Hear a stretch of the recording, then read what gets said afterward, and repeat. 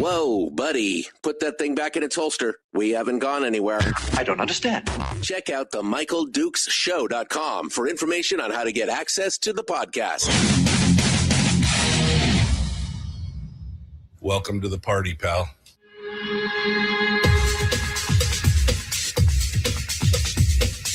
The Michael Dukes Show. The greed and the entitlement is astounding to me. What more could you want from a low-budget radio program? This is a dumpster fire. That was just BS. It is time to get a new perspective. We know just what you need, and we've got just the cure. Open wide and prepare for a steaming hot cup of freedom. I just don't fathom it. The Michael Dukes Show, streaming live across the world. Live around the world on the internet at MichaelDukesShow.com and across the state of Alaska on this, your favorite radio station and or FM translator. Hello, my friends. Welcome to the program, the Thursday edition of the Michael Dukes. Oh, it's the Deep Voice Day. Oh, it's the Deep Voice Day. Welcome back to the radio show here today. We've got we've got some fun stuff to talk about today. Education is on the agenda for today. We're going to be discussing that. Also, in hour 2 of the program today, we're going to be talking with former Representative Ben Carpenter from OversightLIVE, who's now hosting the Oversight Live program. If you haven't been watching that, it's a good dissection of the daily happenings in the legislature. Takes place in the evenings at 7 p.m. and you can check it out over on, I think on YouTube right now is the only place he's on right now, which is again over at youtube.com/@OversightLive, the @ symbol. So you can go check that out. But he's going to be with us in hour 2 today, and we're just going to be kind of freewheeling it, talking about whatever we feel like talking about. That's going to be the big start this morning. So I'm looking forward. Tomorrow's Firearms Friday as well, our favorite day of the week. I mean, I can't believe we're already at the end of the week already, but here we are. And we're going to be covering that as well. All right. So first things first, let's check in around the state just for your brief but important weather forecast for around the state. Currently 0 degrees down here on top of the world in Homer, Alaska. And it feels like it. Ooh, man, I was out and about yesterday and it was hovering around the 5-degree mark. And between here and Soldotna, and the wind was just a howling. And so definitely a little crisp out there.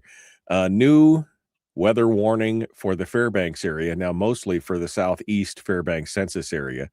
So outside of town per se, but blizzard conditions, winds gusting up to 45 miles per hour, expecting some driving and blowing snow. The Richardson Highway has been closed between milepost 186 and 218. And there's some hazardous conditions out there. So that's what's going on at this exact moment. And everywhere else, Kenai Peninsula, we've got some cold wind.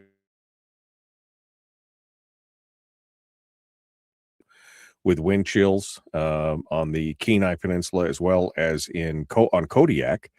So you guys need to stay buttoned up. And up in the Matsu, the very cold wind chills, 50 below as well up there. So windy, cold, and the stuff is still with us. That's what's happening right now. So we're gonna be handling all that and dealing with it like a champ. Sorry, my dog is having a conniption here. We're gonna have all that and more here as we go through today's show. So appreciate you coming in. Don't forget, you can always join us on Facebook, facebook.com/Michael Duke Show, if you want to be part of the conversation. And we can cover those things as well in the chat room. Thought I was going to sneeze there. Did not want to blow you all away here this morning. All right, so let's get with it. My goodness, there's like a whole cacophony of stuff going on underneath the studio desk here today. All right, where do we want to start? Oh, and I forgot to tell you, I opened up the phone lines. After last week, we had a lot of good callers last week. It was a fun time. So I have opened up the phone lines if you would like to participate with us as well this morning and get things ready to go. 319-527-3864. 319-527-3864. If you would like to participate in the conversation today or talk about anything that has been on your mind. I mean, from the behavior of the various legislators, or the majority or the minority, or anything else. I would love to. I'd love to hear. Love to hear what you guys have to say today. To join the conversation and be part of it with us here this morning. So again, 319-527-3864. That's where we get things going on. Okay, let's get started. Where are we going to start here? I think that the best place to start on this right now is taking a look at what's going on with education across the state. Anchorage had a big shindig for all their parents there, where they've had to readily admit that they have had a significant drop in enrollment, and that is leading to a lot of the problems that we're facing right now. There was a packed chamber of protesters at the Anchorage School Board meeting on Tuesday night, but that didn't really slow anything down. They have a significant shortfall in their budget. $90 million is the projected shortfall for this next year. And in response to that, they have decided to cut 3 separate schools out of their roster and do some other things. Now, as we've heard in the past, one of their favorite things to do when it comes down to making cuts in schools is, of course, they cut the gifted and talented program, they cut the athletics program, they cut the music program, they cut all the things that I think a lot of people care about, right? That a lot of parents are directly engaged in, and it again, it's more kind of penalizing than anything else. It's a way to motivate parents to come down and squawk at the meetings, but also to engage with their legislators and try and get them to give up the money. Just give us the money and get it over with. The problem that we're facing in the state of Alaska, of course, is there's really not much left. there's not much excess money.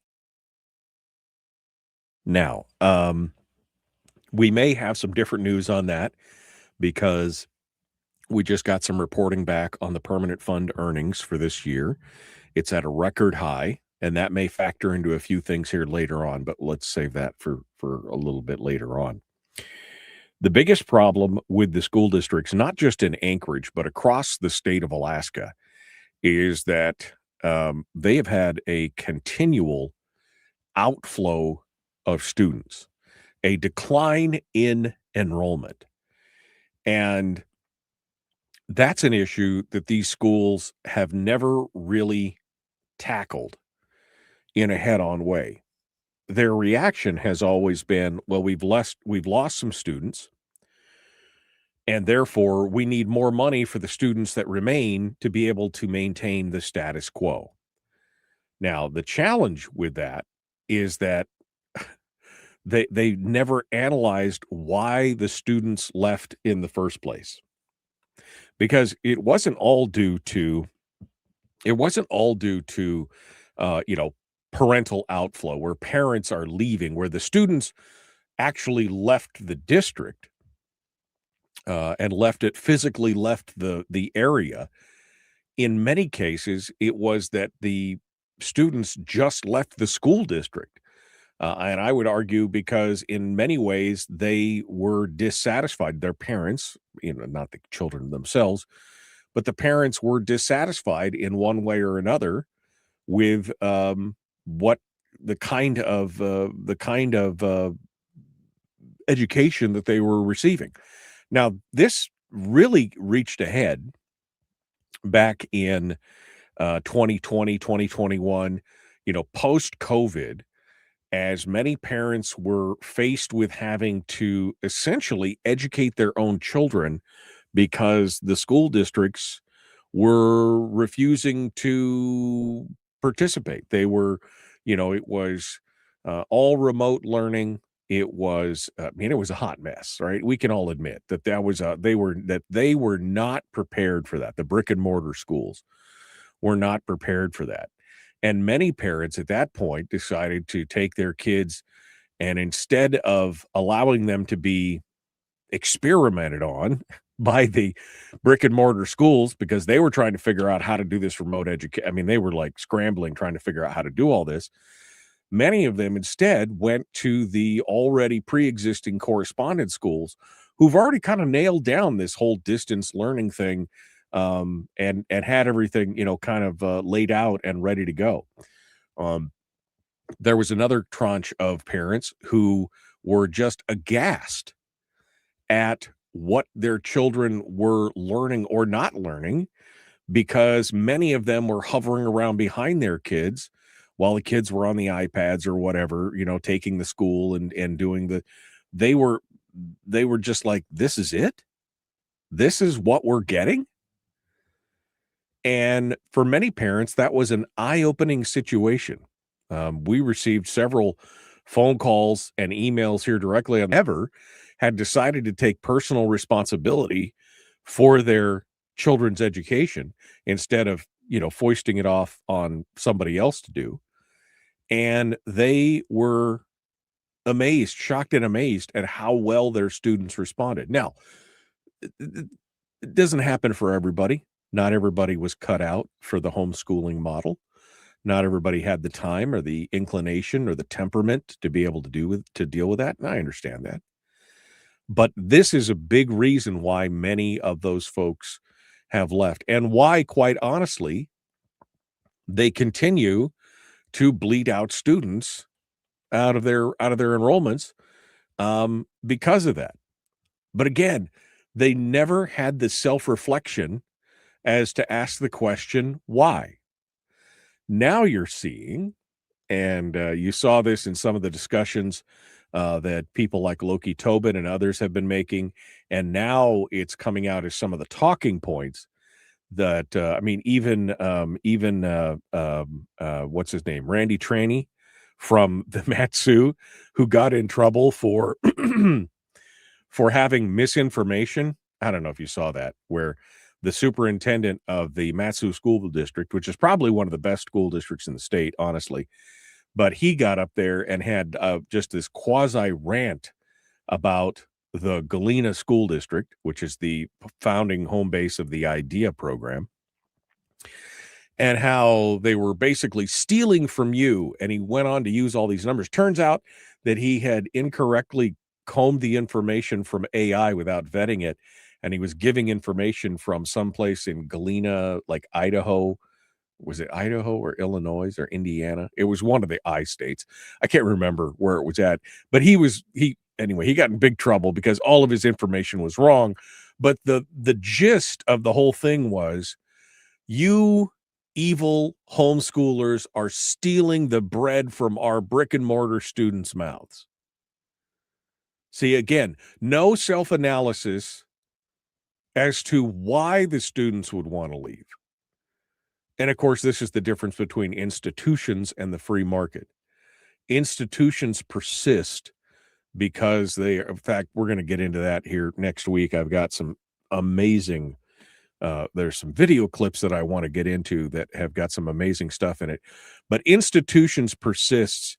Private industry, free market, they have to adapt. But institutions persist because they're just juggernauts and they just continue on the same way. These little brick and mortar, the little correspondence schools, and they had to adapt. They had to become attractive to people. And this has led to many people, including we were one of the charter families in IDEA. Like, we were in that first year that IDEA got started. Our daughter was in that first year that she was in the first graduating class of IDEA, right? And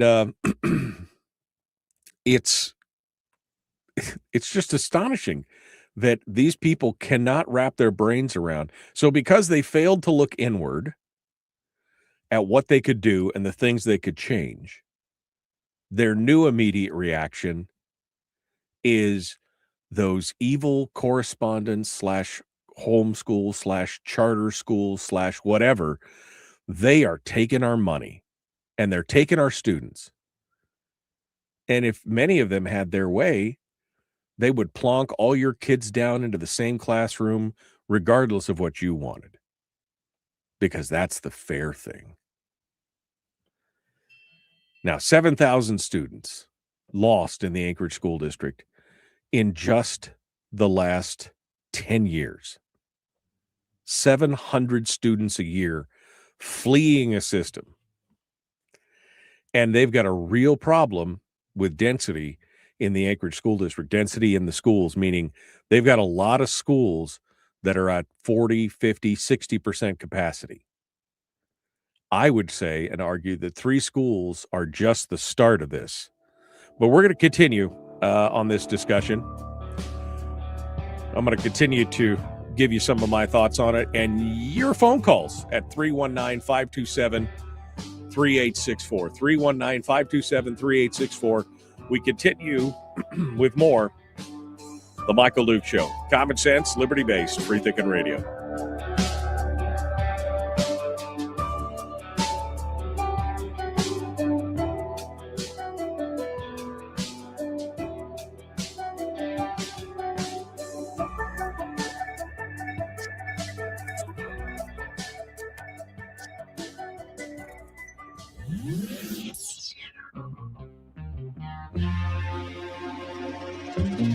Listened to by more staffers in Juneau than any other show, because their bosses told them to.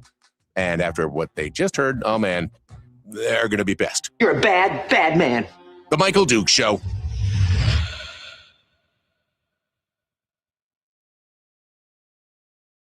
Okay.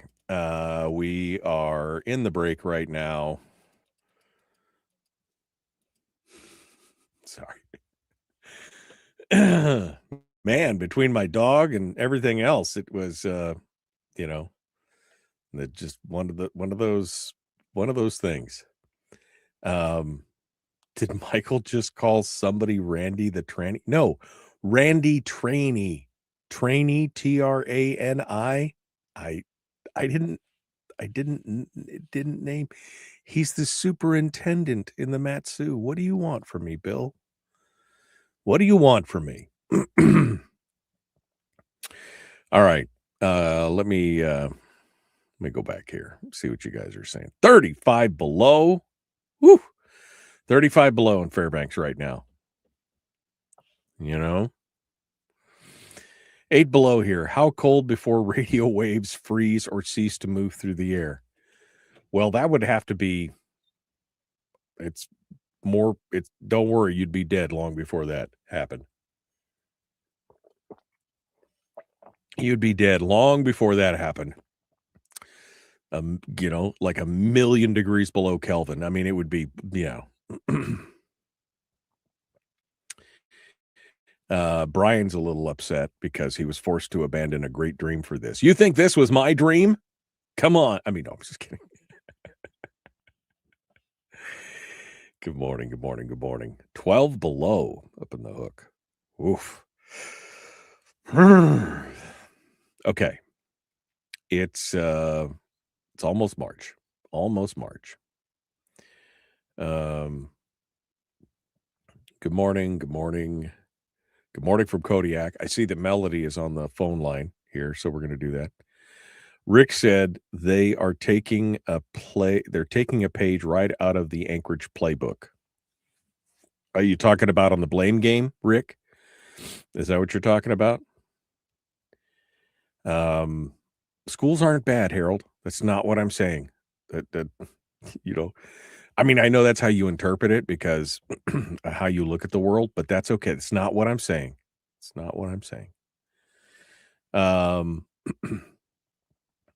Chat widget when you get the chance. Whew, you guys are so good. I'm sorry about that.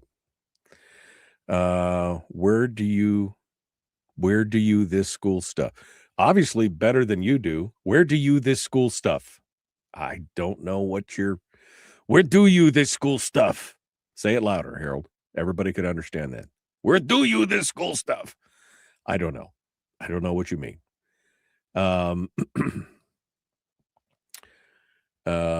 Let's see. I know several Matsu I know several Matsu teachers, says Harold, who are bailing out of the state after this school year. They stayed just long enough to get vested. I mean, that's a typical Alaskan story right there.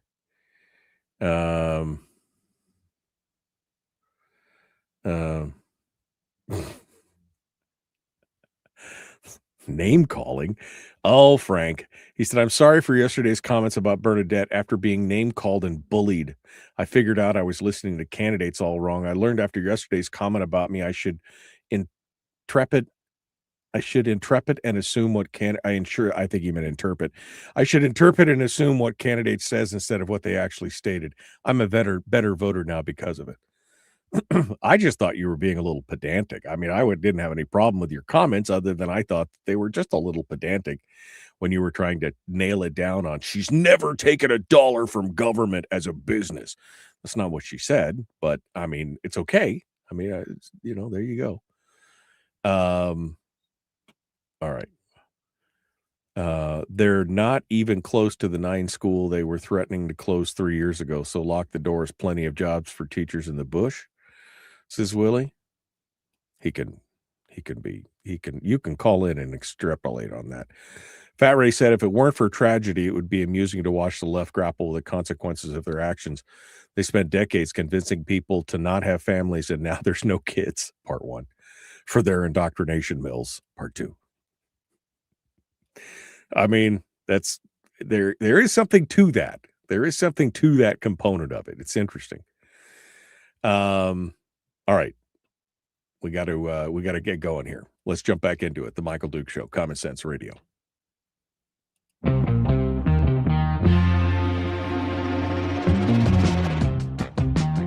The Michael Duke Show. Seriously humorous with a pinch of intellect. Sorry. That is humorous. Here's Michael Dukes.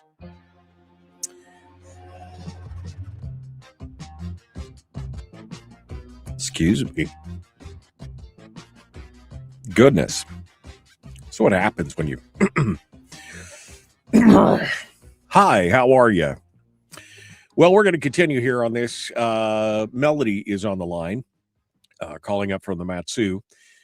She wants to sound off on something. I apparently stirred up a little bit of a hornet's nest because some people think I just hate schools. That's not what I'm saying. It's not what I'm saying at all. But it's interesting to watch the sowing and reaping kind of thing go on. But let's get over to see what Melanie has to say up in the Matsu. Hello, Melanie. What's on your mind? Good morning. First off, I want to talk about Tranny's faux pas a couple of weeks ago about Galena, Illinois. Yeah, Illinois. That's what it was. Okay, thank you. Yeah, Galena, Illinois.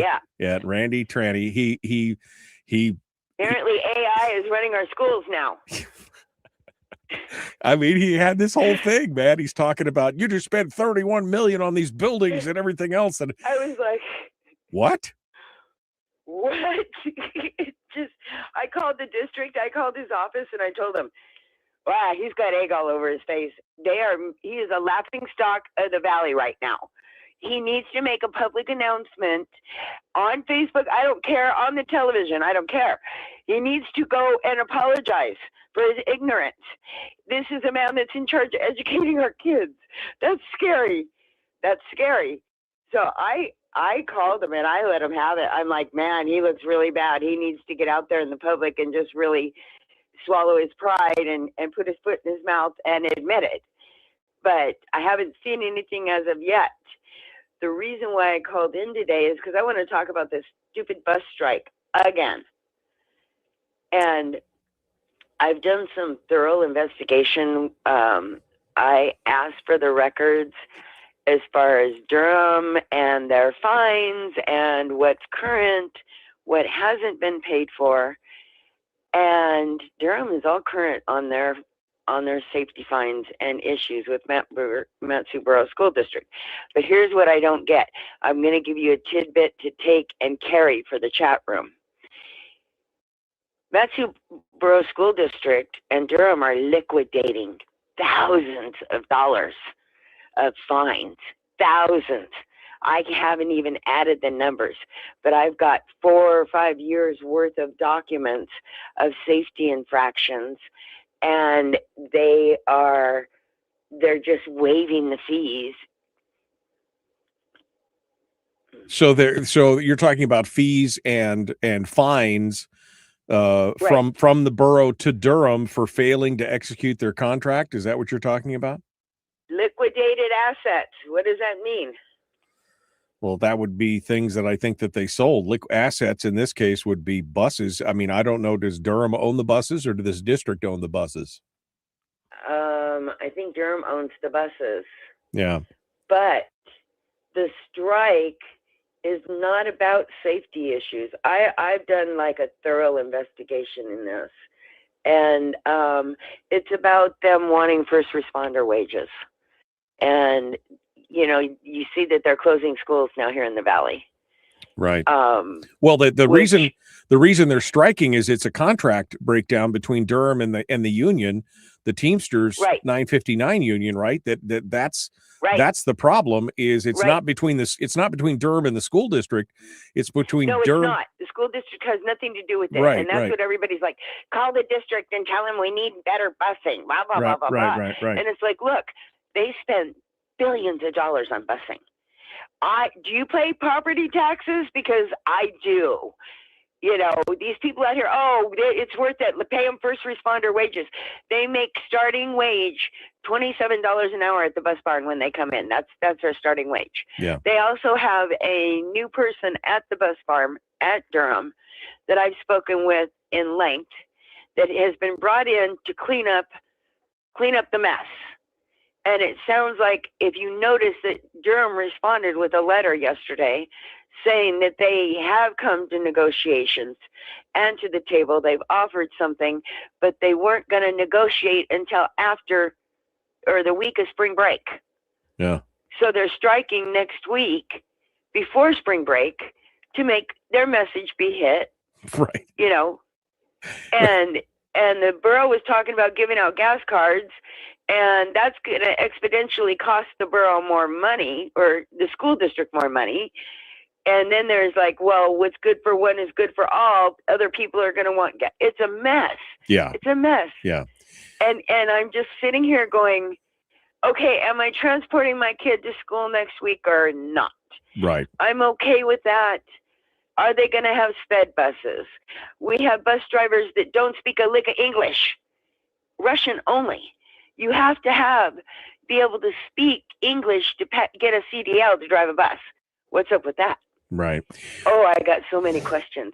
So here, I'm going to let you take this and carry it. I'd love to see what the chat room has to say. All right. I want tranny gone. I wanted tranny gone since the very beginning. You heard me call in when he first came in talking about that lawsuit in Oregon where he got sued when he was superintendent of that school well, for hiding a transgender child from his parents. Yeah. Well, he's not covering himself in glory with the kind of behaviors that he had on that for sure. And yeah, I mean, I look, this issue with the Matsu, for those of you who are outside the Matsu and have no idea what's going on, they voted to strike, right? The workers at the Durham, the bus company, have voted to strike because they couldn't reach an agreement with Durham. So ultimately, this does fall back into the district's lap because they should have negotiated with a company that has, had a better organized, had a better thing and contracts in hand for the entire year, right? They don't bus all year long. They only bus 9 months out of the year. You would think that they would have had that nailed down before they accepted the contract.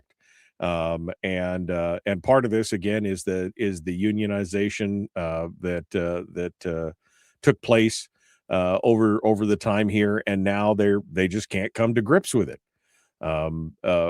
inside of Durham, and so the district is having to try and pick up the pieces here. But ultimately, the buck stops at the district because they should have made sure that all of that was in place, including any new agreement or contract with the workers before this whole thing came about. I mean, and it's not like this is the first time this has happened. For those of you who remember, back in 2023, the bus drivers went on strike midday. Like, they took all the kids to school and then they struck, and then they didn't go back to pick them up. That was it. There was no warning. I mean, at least here, I guess they've learned the lesson of giving the families the warning, but I think in some parts it's intentional. They want to make you, they want to put external pressure on Durham or the school district to get all this done. It's a hot mess. It is a hot mess. I'm sure we can continue with that here in just a minute. Just again, one more problem I think that we see in the way that the public schools are being operated. I'm not saying schools are bad. I'm saying we have some problems and we should be addressing it. Let's go over here to the next caller. I think it's is this Tom? Good morning. Who's this? Where are you calling? This is Tom. Hey, Tom, what's happening? Well, I'm already out in the shop warming it up because it's 20 below in Kasilov. Oh, geez. Little crispy out there this morning. It was little crispy. Yeah, I went through the fireplace going, the auxiliary heater going, my hydronics going. I went through cold out here. I went through Kasilov yesterday and stopped at the gas station there, and boy, I was like, "Ooh, yeah." So definitely feeling it. It's a trade-off. When we get the sun, it gets cold. We Yeah. get the clouds, it stays warm. There you go. What do There you you do? go. What's on your mind today, So Tom? I have a question for you. We talk about closing schools. Does that mean we lose all the teachers get fired, and the principal and the vice principal and the vice principal and the secretaries and the nurses, or do we just move all those and end up with a shell that we keep heaping? Yeah, I mean I think that's a major question. We never hear the number. Oh, we're closing the school. Well, so are we saving? Do we turn the thermostat from 70 to 55 and maintain a building? Right. And all the overhead moves somewhere else? Well, some of it does move. They do move some of the teachers because obviously as they increase class sizes in other schools where the kids have to go, they have to increase the teacher count. And so they did talk about that. But they said on average, I think it was $1.4 million a year in savings for each school that they closed. But again, if each school, and they actually had the number in there, I think it was $4.5 million per year to operate the 3 schools they were talking about. And each school they were going to save only 1.4 or 1.5 million because again, most of those costs are tied up in personnel.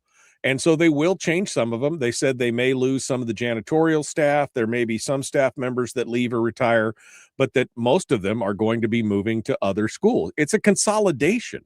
It's not necessarily, I mean, yes, you are closing that specific school, but you're not closing the school and firing everybody outright.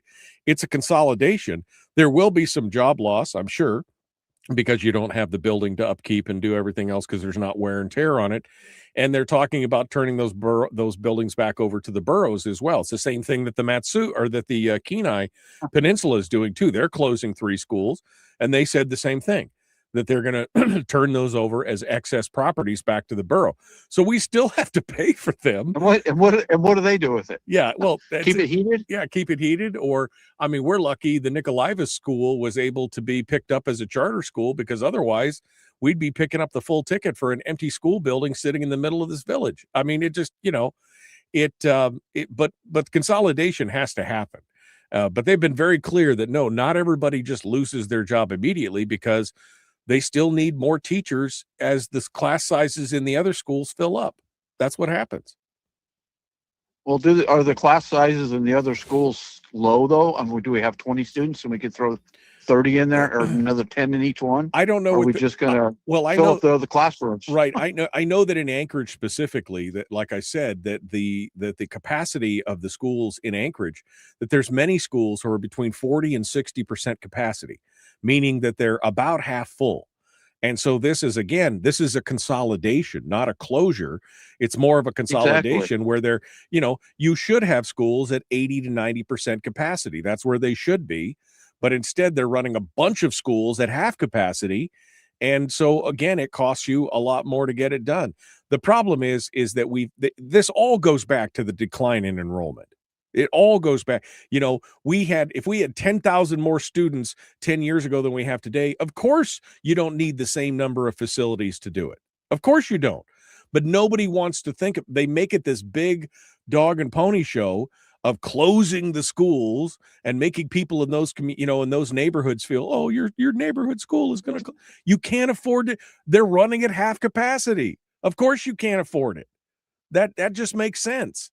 But this is the funny thing, Michael, is when I'm a retired mechanical contractor, 46 years, own my own company for the last 14 years. And I watched it all. I watched the strikes. I was part union in the very beginning. Times were good, times were bad. And as that fluctuated in the private industry, when you said you reduced your overhead by 50%, you did. I mean, that was 50% of the trucks got sold, 50% of the guys got laid off. I mean, it was a true 50%. And I watched it all for 46 years, up and down, up and down. It gets me is, how do you get to 90 million in the hole? Yeah. Who's fired? Well, who let it go that far? Well, you can blame COVID for that, Tom, because what they did was that they utilized COVID funding for, instead of one-time funding like they were instructed to use it for, they used it for ongoing funding, and they used it as a Band-Aid to bootstrap what they were doing. And of course, as the enrollment decline continued, we're 6 years away from COVID right now. I don't know if you've been keeping track of that. 6 years away. Oh, I've been keeping track. Yeah. But I mean, that's the thing. That accelerated the problem. They took the money, they used it as a Band-Aid to cover some of the sins. And when that money ran out, then they're like, oh my God, look at this hole we've created for ourselves. Well, no, duh. This is why they told you not to spend it on recurring costs. Who gets fired for that? Nobody. I mean, I'd fire my CFO in a heartbeat if he pulled that one. Yeah, no, not nobody. Nobody gets penalized in those situations. It's now a community crisis instead of an individual crisis. That's what's going on. So yeah, there you go. All right. Hey, Tom, thanks. Well, very good. Thanks for calling All in. right. I think my shop's gone up 1 degree since we've talked, so I'm happy. There you go. Stay warm, my friend. Appreciate you calling in. All right, we got to go. We're running a minute behind here. We'll be back with more. Phone lines are open if you want to sound off. 319-527-3864. The Michael Duke Show. Common sense, liberty-based, free thinking radio. We return with more right after this.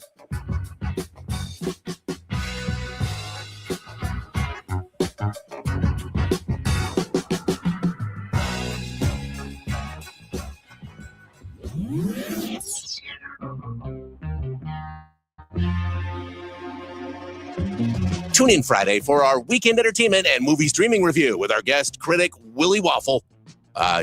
That's actually his real name. Really? That's his real name? Man, his parents must have hated him. The Michael Duke Show.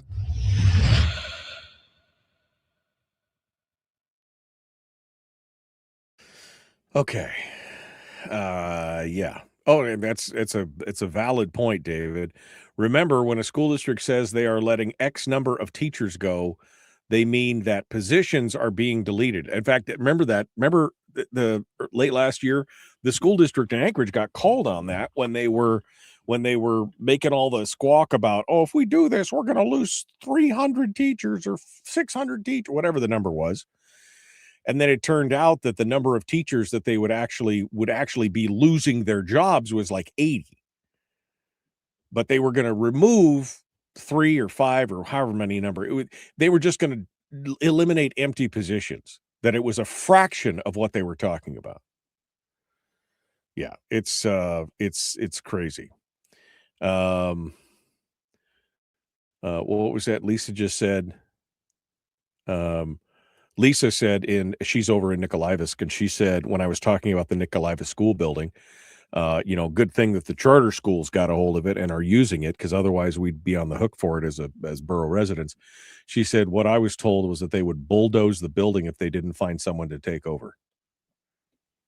Well, okay.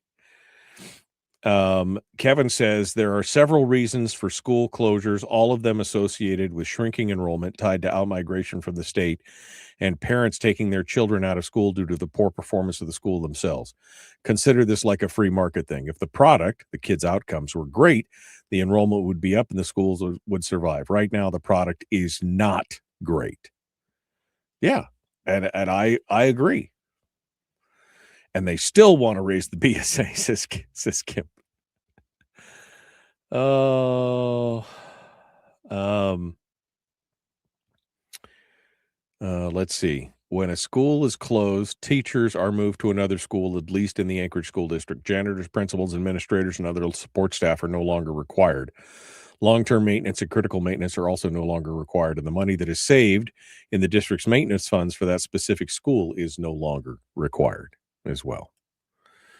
The warm embrace of collectivism, not the cold shunting of capitalism, but collectivism. Don't know where we're at. Okay.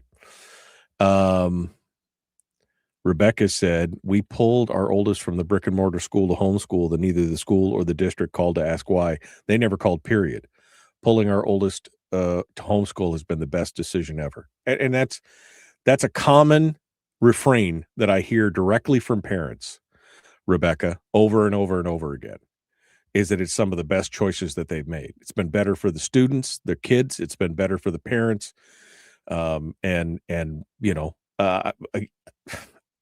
If you can do it, it makes sense. If you can do it, it makes sense. Denise kind of summates, I think, the whole thing. She says, they don't care about the kid, just the money. Just the money. And in the end, I hate to say it, but that's what it feels like. That in fact, as the Anchorage School District was having this meeting and going over the reduction in the school, there was a quote, I think it was in the ADN article. There was a quote from the union rep on this that was basically saying, well,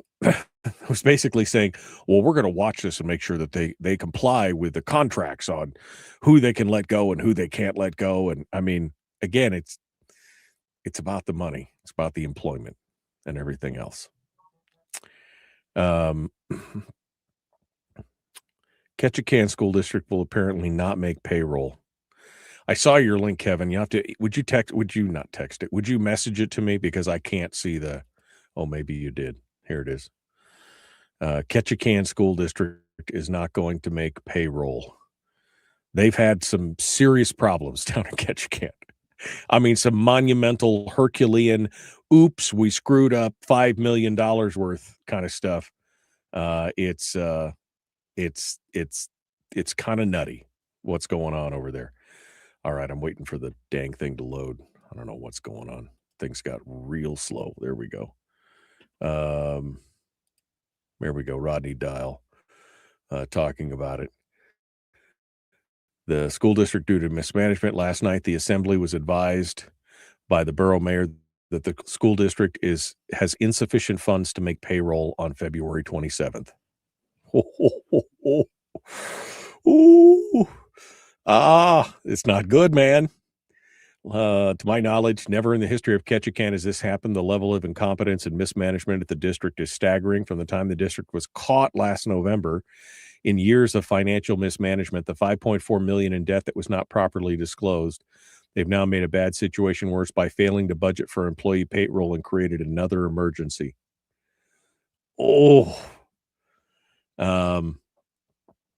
So yeah, that's not a good sign. It's not a good look, my friend. Not a good look at all.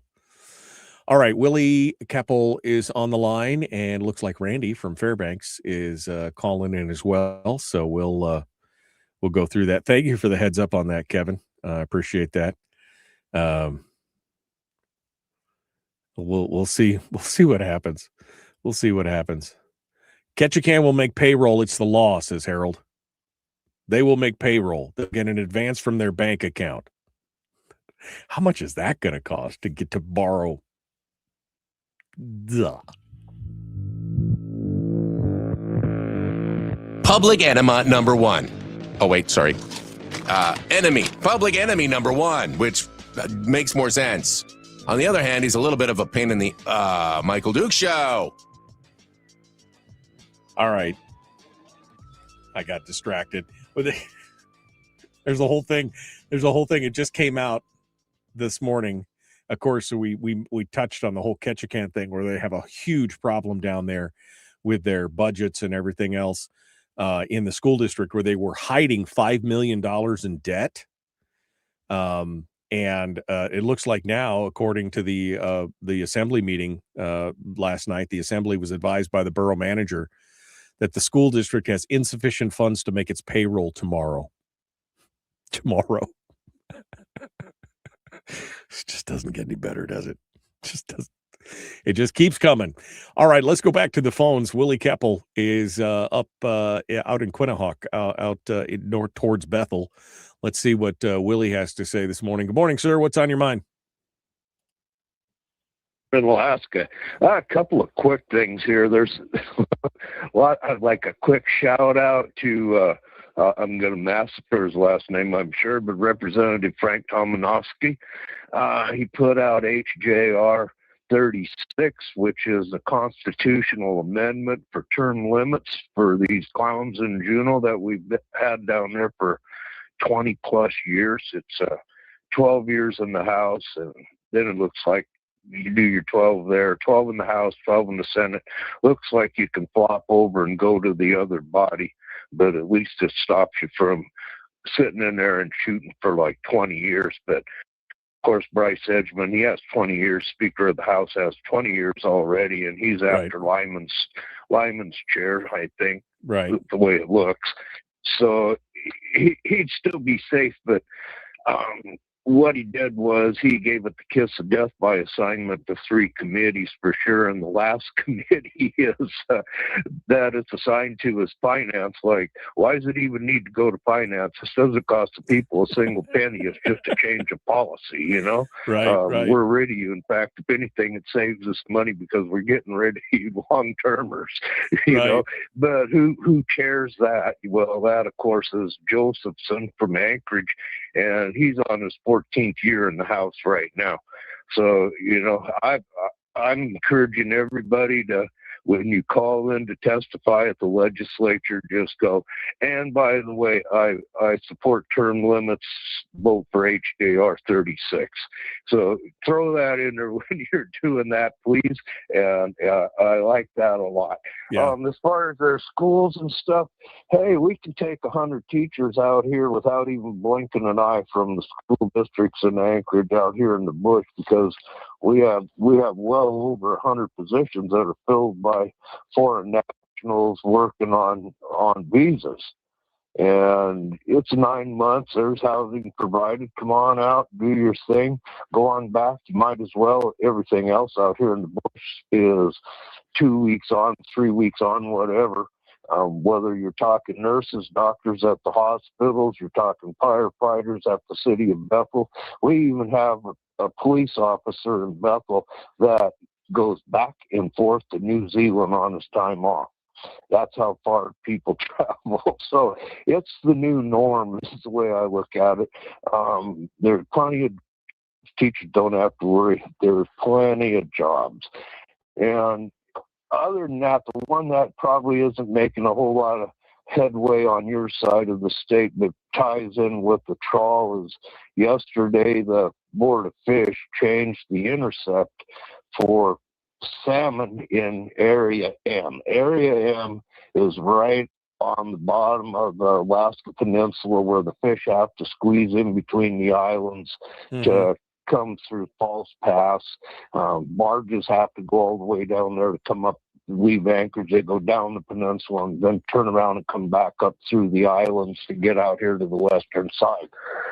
It's an intercept fishery. Everybody has their panties in a wad over it out here. For 50 years I've been hearing the same stories, you know. Oh, it's always Area M if we don't get our fish on the Kuskokwim, they don't get their fish on the Yukon. And so yesterday what the Board of Fish did was they decided they're going to crack down on how many days, how many hours they're going to have openers for an Area M, and they're going to put the squeeze to those folks.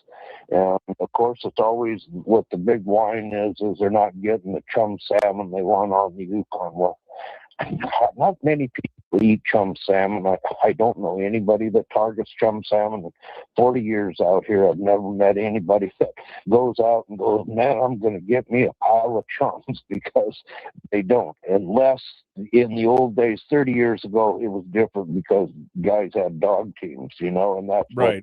Chum. That's dog salmon, you know. So anyway, there's big changes coming there, but I don't see it doing anything. And Bethel's been sending their Vivian Corthius down there. She's in charge of AVCP, Alaska Village Council Presidents, which is a 100% grant writing bunch. They operate grants. That's their whole function in life. But the state's been letting AVCP get away with this government meddling for way too long. They need to shut AVCP up, in my opinion. All right. What AVCP is advancing is the fact that, yeah, you send us more fish, we're going to kill more fish. You know, they're not going to let the fish hit the spawning grounds. And so all of this closure in Area M makes no difference. And the thing about all the fishing in Western Alaska is you throw a net, you have become an intercept fishery, because those fish are headed to the spawning grounds. Right. And so I don't understand all the hubba bubba, and it has nothing to do. It doesn't affect the trawl. So those are the interesting things I see going on. I can shut down from here. All right. Well, thank you, Willie. Appreciate it. We are up against the top of the hour. Randy, hang on the line. We're going to talk to you here during the break. We got more coming up. The Michael Luke Show. Common sense, liberty-based, free thinking radio.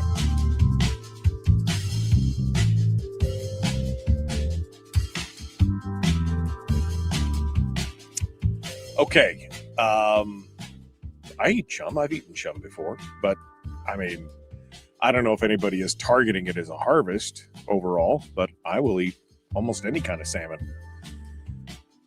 We used to smoke up some chum salmon. It was good stuff.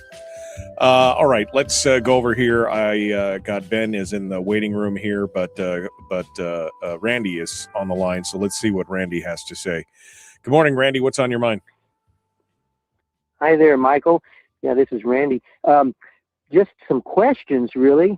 I don't really know much about what goes on in the villages or anything, but I had heard that Mount Edgecombe Boarding School, which is down in Sitka, has some serious maintenance problems, leaking roofs, rodents, infestation. Now, I understand that the state Senate is trying to address that, passing a bill to help with that somehow.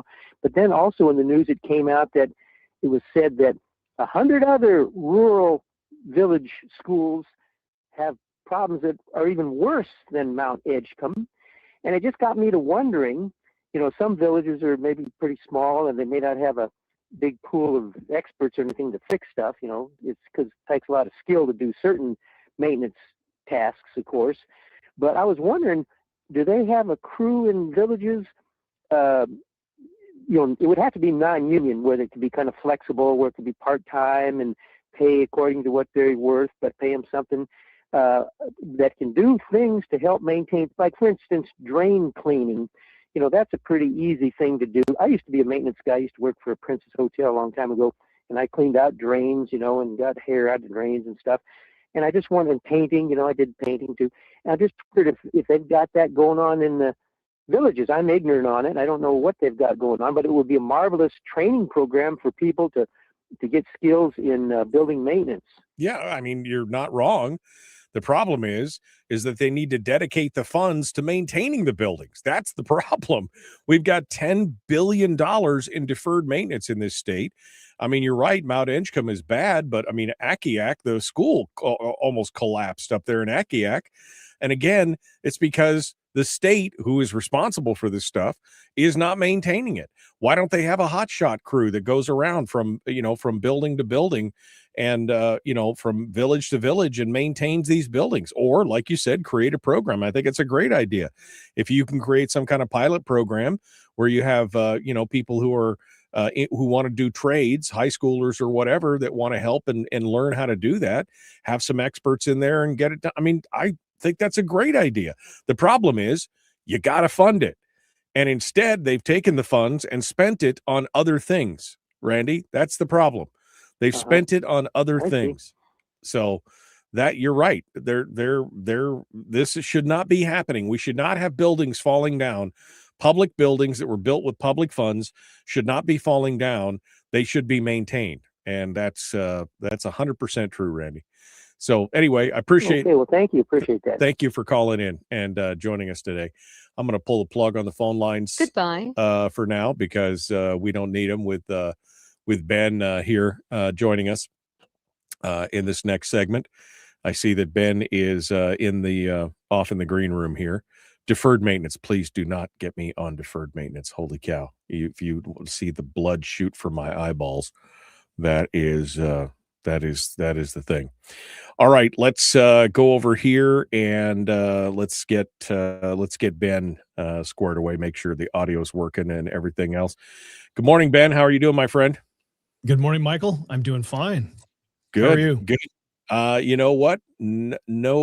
No complaints. I mean, it's a little chill. What's it like up there in Nikiski this morning? Zero. Yeah, it's 0 here too. Oh no, it's come up a degree. It's 1 degree. So it's not bad, but oof. This reminds me about why I left Fairbanks. I do not like the cold as much as everybody else seems to. And you could call me a wuss if you want. That's okay. I just know what I like, and I know that I don't like that. So it's all okay. I think we've kind of over the last few years, we've not experienced as severe cold in February's, but I remember as a kid, February can be a cold month. Yeah. Were you were raised up here on the peninsula? Yeah, my family moved up here when I was 10. Okay. So, all right. So you've been through a few. Yeah. You've been through a few winters up here. I mean, me being born, my whole perspective is skewed because coming from Fairbanks and being born and raised in Fairbanks, I mean, 35 below is not unusual in February in Fairbanks, Yeah. So, and I have become that 10 years in Wasilla kind of spoiled me because it was, a step down, and we'd be lucky to get, if it was 5 degrees or something, that was okay. And then coming down here, it's like, oh man. Although I will, when your perspective is negative 35. Yeah, well, I will say that it is different for folks up in Fairbanks. It is different down here. When it's 0 here, it feels like it's about 25 below because of the moisture coming right off the ocean. Up in Fairbanks, it's an Arctic desert, so they have no moisture. So it's cold, but it's a dry cold.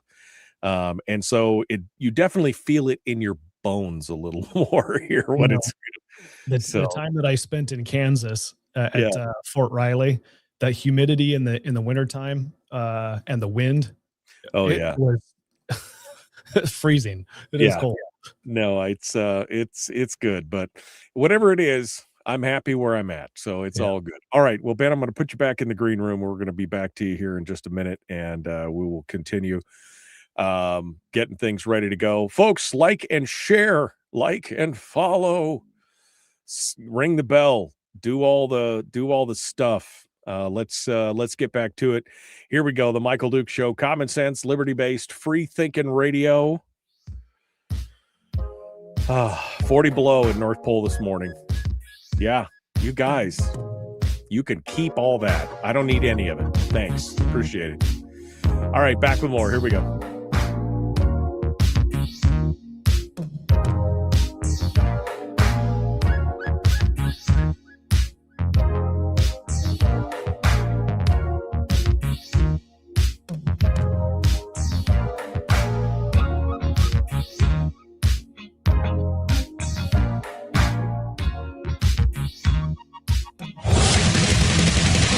Whoa, buddy. Put that thing back in its holster. We haven't gone anywhere.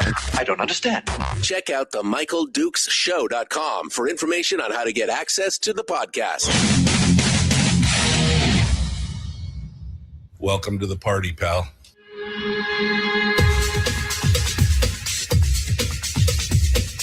The Michael Dukes Show. The greed and the entitlement is astounding to me. What more could you want from a low-budget radio program?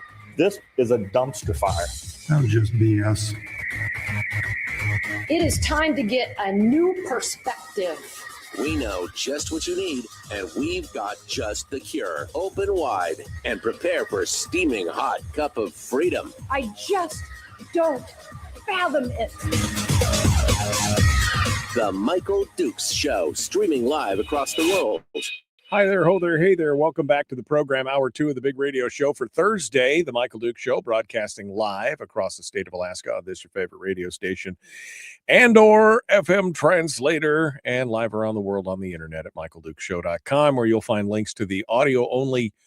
I turned on the stream, didn't I? I did. Sometimes you forget. What was I doing? Anyway, audio only live stream is up, and you can also click on the links to Facebook, YouTube, and Rumble, where we simulcast the radio show and more. Quick hit for weather around the state. Blizzard warning in southeast Fairbanks census area, which is not necessarily in Fairbanks. It's in the Alaska Range south of Trims Camp. But they're saying winds gusts up to 45 miles an hour. It's already ambient 30 below in Fairbanks, 40 below in North Pole. So if you start getting some wind up there, it's going to be a little chilly. Matsu and the Kenai Peninsula, both expecting some winds. Kenai Peninsula up towards, what are they saying? Winds very cold. Low is 50 below with wind chill.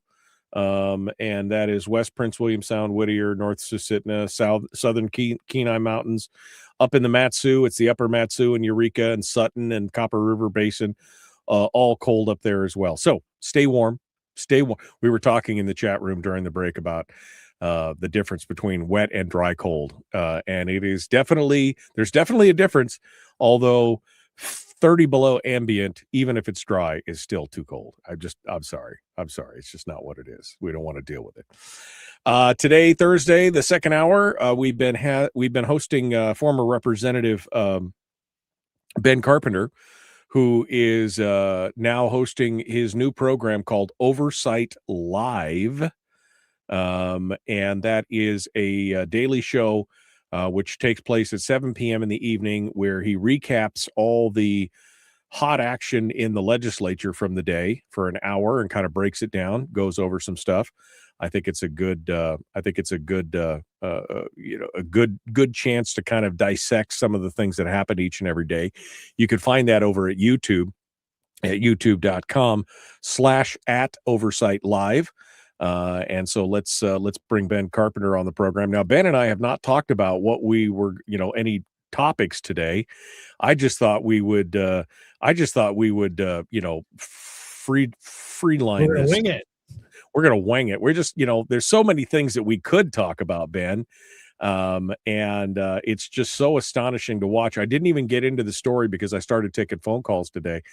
But did you see the story about how They're getting all this new reporting, how well the permanent fund is doing. And even then, where was that? I'm sorry, I'm looking for the, there we go. This is the story at KTUU, where a state consultant has told the lawmakers that the permanent fund had a very strong year. In fact, it's at $90 billion, I guess. But Bert Stedman, he threw some water on that fire, said, don't worry, the dividend's a separate issue than what we're talking about today. So the PFC, the Permanent Fund Corporation, and the Permanent Fund may be doing great. The PFD, not so great. So I don't know if you want to tackle that or anything else, but good morning, my friend. How are you? Good morning.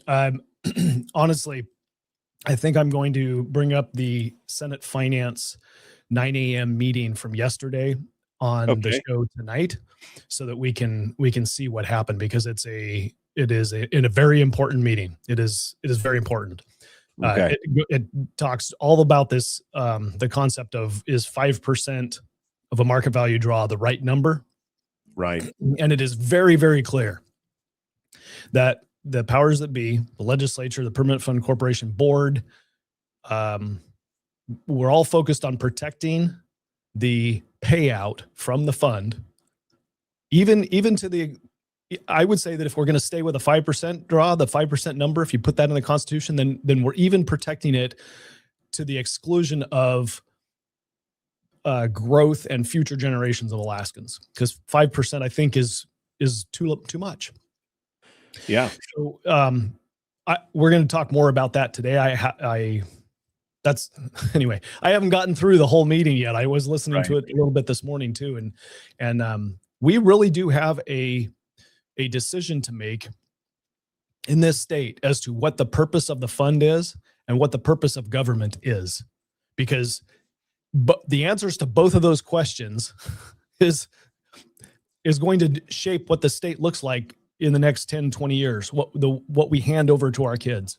And handing any government a bunch of free money comes with risk. It comes with consequences. And that's what we're setting up. Those of us that are saying, hey, don't tax, I don't want to pay any taxes. Allow your government to spend the permanent fund earnings. We don't need a dividend. Just don't tax me. Are you thinking about what that means for government 10 years from now? Right. I mean, it definitely pushes the ability for government to just spend with no accountability to the people. And it's like they're almost like they've been using the threat of a tax as kind of like a sword of Damocles over everybody's neck, saying, oh, well, if you don't let us do this, then there'll be a tax. So just let us take all this free money and just deal with it. But they're not considering what's being built in the back end with all that free money. And that one day that's going to end, with a permanent fund where they're just going to have to consume more and more and more. And then eventually they won't want to end those programs. So then they will come back to us with their hat in hand and say, well, we built all this and there's so many people that are dependent on it. So now we have to have a tax. Yep. You segue and just pause the conversation about the dollars and where the dollars are coming from for just a second, and just recognize that there's a group of people in the state of Alaska, just like there is in every other state and just like there is in every other country, that says, I want my government to take care of me, and I want my government to do more to level the playing field amongst all of the citizens in the state or in the country. That is the conversation that is going to be enabled by the structure that we set in place, or it's going to be restricted or slowed down with the structure that you put in place. So, for example, if you've got a dividend requirement that gets paid every year, there's less money that the government gets to grow and spend on programs and things like that. Okay. So if your goal is to have government solutions and government, and I'm in my mind, I'm thinking both operationally, so big government, get big programs, education funding, all of that kind of stuff. And then on the other side, there's this competing capital spend for infrastructure, right? If both of those things is what you want more of with government, then you're going to set up the incentives here for government to continue to provide more of that. And that's who's carrying the day. That's who's influencing the legislature. That's who's spending time with legislators, spending time in the political process and getting people elected. The majority is supporting that thinking. Yeah. And we don't have the people there that have private sector businesses. They're not business people, although we do have some in the legislature, but there's not a focus on growing the private economy. That's not something that that the legislature is really concerned about. They're concerned about spending the permanent fund earnings and growing government through that mechanism. Well, let's step back for a minute and talk from a higher level about what you were just talking about, this dependency. Now, let's wrap it back around to what we were talking about in hour one, which is the education system. I mean, how many times do we see parents just show up in droves at a school board meeting when they start talking about closing schools and everything else, the emotional damage and everything? But again, why aren't these same parents up in arms about the outcomes, the scholastic achievements of these things, but they're worried more about keeping these schools because, again, it becomes inconvenience. Are they really just babysitters? You want government to do more? We want to keep our local schools open. Okay, well, maybe are you willing to throw money in a hat to make it happen? Oh no, I don't want to do that, but I want it is this dependency state that we've seen at every level, whether it's education, whether it's healthcare, whether it's all these other things. And we have created, I mean, we Alaskans like to think of ourselves as rugged individualists, right? Oh, we're rugged, we're frontiersmen, we're all these things, but at the bottom line is we are one of the most dependency driven states in the nation. We have more dependence on government than almost any other state in the nation. And that can be seen very, very clearly when you start breaking down what we're doing as far as the government spend. I don't know if you were watching the show yesterday, but I pulled up this spending chart, which I thought was just fascinating. And this is the per capita spend from KFF.org. It's from the last fiscal year, and you can look at it. And I didn't pull all the states. I pulled the highest, the lowest, and the median. Alaska, you think California, we talk about how bad California's in the hole and they're having a problem. They're only spending $11,500 per citizen. Alaska's spending almost twice that. And yet states like Florida and Texas, who are booming, are spending a quarter of what we're spending here in the state of Alaska. And the median for the entire U.S. is about $8,900. But we're spending more than double what the median is, the average of all states across the nation. We're spending double that. Cost of living in California is still high. The cost of living in California is outrageous. And they're still, they're paying $5 and $6 a gallon for gas. We've got it easy here at $4 a gallon. And yet they're spending half what we're spending here. We think of California as the state of where everything's paid for by the government. We are such a dependency state at this problem. It's a huge issue. Yeah, and not only are Alaskans looking to government to solve our problems, we're looking at it both from the state level and at the federal level. We're not concerned about the private sector growth, right? So it's a double whammy in my opinion. Like it's people aren't thinking about what the legislature could be doing. There's an example that I would like to show. We in the Senate Resources yesterday, they had a briefing from the Miners Association, and they were saying it's like 29 years to get a new mine permitted through the entire process, right? And that I think is now that Trump's in office, and even during the Biden administration, there was an uptick in the recognition that we needed some more mines and some more minerals being mined out of Alaska. So there was an increase, and then it just took off through the Trump's administration, second administration. But the point that I'm getting to is, during Trump's administration, what was the Alaska Energy Authority's focus with regard to electricity? It was tapping into federal dollars that are available, right? More dependency. That's where the money's coming from. And it was earmarking or promoting alternative energy sources like wind and solar projects. Okay. If you go onto the AEA website, they've identified where potential hydroelectric projects are, but that's not what the focus was. The focus was on spending federal dollars that are coming in that are earmarked for this Green New Deal and the alternative energy structure, Right. which only increases costs for consumers. Wherever it gets put in, large scale, it ends up increasing costs for consumers. And what you heard in the Senate Resources Committee was, look, we're a resource exportation state. We dig the raw materials out, we put them in containers, and then we ship them out of state. And the question gets asked in the committee, well, what would happen if we could process them in the state? What would that look like? Well, the answer from the industry was, well, you would need to see somewhere in the single digit per kilowatt, cents per kilowatt, right? Single digit energy cost for electricity, right?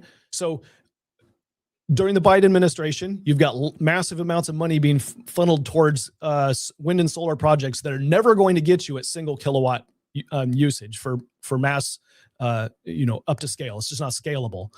It's not reliable. The industry is never going to put wind farms up, and like a mining industry, never going to use wind and solar in order to provide electricity for turning raw materials into metals. Right, because it's non-dispatchable power. It can't be counted on. It can't be. That's right. Yeah. You've got to do coal. You've got to do hydro. You've got to do gas. You've got to do nuclear. Something that provides reliable electricity. But that's not what the state focus is. It's not. It's on spending federal dollars. The agency that we created, Alaska Energy Authority, is focused on spending dollars coming from the federal government. Okay. It's not focused on what would actually grow the economy, which is firm energy, reliable energy that would allow the mining industry that's growing at the same time to process the raw materials here in Alaska, add value to it, and then export the added value or create products here in the state of Alaska. That would be the economy that's growing. Single digit per kilowatt hour. The average in the state right now is 27, 28. Some villages are paying upwards of 80 and 90 cents a kilowatt hour. Places like Juneau are down into the low teens because they've got the hydro. I mean, single digit would be awesome. And just imagine what you could do if your electric bill was down. What other kind of industries could be introduced? Yeah. But again, they're so stuck on this green thing, like you said, and just go back to Sarah Montalbano's The Shattered Green Dreams report, where they talk about the non-dispatchable power provided by solar and wind and everything else, the lifespan of those utilities and what it takes, how soon you have to replace it, and what the true dispatchable power, not the nameplate power, which is what they say they're going to produce, but what is the dispatchable power out of those? And we've been bamboozled. And that, you're right, that's a cornerstone of everything that we've got going on there. So for sure. We're up against the break, Ben. Hold the second. Yeah, hold a second. Go ahead. I know he's not used to having to take commercial breaks from his YouTube show. So it is what it is. All right, we're going to be back. Don't go anywhere. We're talking with Ben Carpenter, host of Oversight Live, which you can find on YouTube at youtube.com/OversightLIve. And go over there and check it out. We're going to be back with more. We'll return right after this. The Michael Duke Show. Common sense, liberty-based, free thinking radio.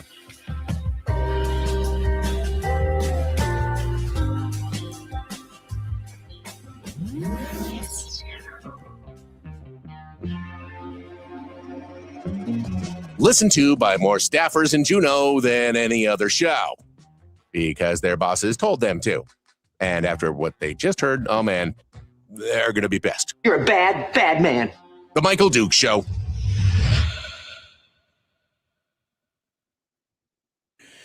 Okay, we're in the commercial break right now. I'm going to post up a link to Ben's show there in the chat room. You can follow it over there. I recommend you subscribe. See if we can get him up over 100 subscribers tonight. Be nice to see him get some more viewership there on the old program. And we didn't just do legislature. I hosted the State of the Union speech, which was did fun. Yo, did Yeah. you do a commentary on the State of the Union?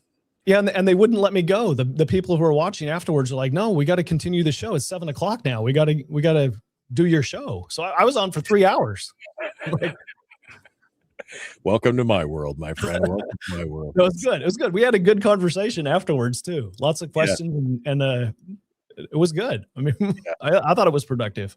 Yeah, no, and that's always a fun thing for sure, to be able to interact with the audience. Ben is correct about state government. It makes no sense. The growth in the private sector would mean more money for the state. Well, it would, except that there's no mechanism for them to take that money out of the private sector. That's the thing. That's the difference between us and every other state in the nation. Every other state in the nation has some mechanism to take revenue, to take some kind of taxes from the private sector, and we just don't have that. And that's what's led to this disconnect, right, Ben? I think so. I think that's exactly the case. We do care right now, although the caring is declining, about oil revenue, because oil revenue has been in decline. Now I know that there's a push nationally, and our congressional delegation has been working to get more resource development in the oil industry moving, more oil flowing through taps. And so there's a desire going that way. But there's also a subset of people in the state of Alaska and around the world that want to see fossil fuels be fueled out or be phased out, is what I'm trying to say. Okay. Same people who are promoting wind and solar, but right. Anyway, the move here to do that is just a political decision. You get the right people in Congress, you get the right people in the president, you get the right people in our state legislature, and oil industry dries up in Alaska. It may seem as far-fetched right now as single-digit kilowatt-hour electricity, right? But that is the goal of some people. And with a permanent fund that grows to $100 billion to $200 billion, that's possible. And the state of Alaska, economically, structurally, our budget would allow it. We would not need oil revenue in the state of Alaska if you have a $200 billion permanent fund, and that's only a couple decades away. Right. At current growth rates. Right. Well, unless of course government continues to grow at the same level, in which case you'll need double the money that you would to continue to grow. Well, interesting segue. Do you want a government that's $10 billion big? Yeah. I mean, for the same amount of people, roughly the same amount of people. I mean, do you want them to spend $40,000 per person in the state? I mean, what are you getting for your $19,000, $20,000 per person? What are you getting right now? Why don't we all just work for the government? Yeah, well, don't tempt them with a good time, Ben. Don't tempt them with a good time for sure. I mean, you set up an economy that's there to support the government. That's it. That's what you have. Well, and I think that's indicative of what some of these people dream as the ideal, that they want a private economy that's basically made up of a service economy that services the state, and that's it. Anything else outside of that, they don't care about. As long as the service industries that service the state and the hospitality and service industries are there so they can go out to dinner or whatever else, they don't care about anything else. And that's I think that's been proven out. All right. I forgot to put the timer up in front of you so you could see it. We're 20 seconds out. All right, we're going to rejoin here. We're going to start off with Charlie's question, which I think is a good one here, and we'll keep going on this. The Michael Duke Show, common sense, liberty-based, free thinking radio. Please like and share, subscribe, ring the bell, do the YouTube stuff, the Facebook, the Rumble, do it wherever you can. Let's get back to it. Here we go. Let's do this thing.